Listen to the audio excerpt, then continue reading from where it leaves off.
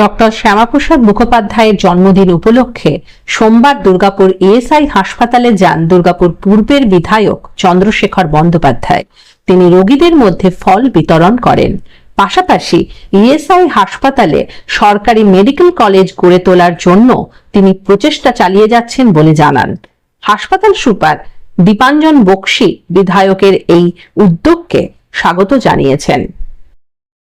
বলছি যে দুর্গাপুর এমন একটা জায়গা এখানে হচ্ছে মুর্শিদাবাদ, বাঁকুড়া, পুরুলিয়া, বীরভূম, এই চারটে ডিস্ট্রিক্টের সেন্টার পয়েন্ট পূর্ব বর্ধমান সহ। এবার এখানে যদি ইএসআইসি মেডিকেল কলেজ হয় তাহলে মুর্শিদাবাদের বিড়ি শ্রমিকরাও যেমন উপকৃত হবে, বীরভূমের পাথর শিল্পের শ্রমিকরাও তেমন উপকৃত হবে, দুর্গাপুর ইন্ডাস্ট্রিয়াল বেল্টের লোকেরাও উপকৃত হবে, পুরুলিয়া থেকে শুরু করে বাঁকুড়া থেকে শুরু করে শিল্প যে তালুক তার যে শ্রমিক পরিবার তারা এখানে উপকৃত হবে এবং এখানে এক্সপান্স করার জায়গা আছে।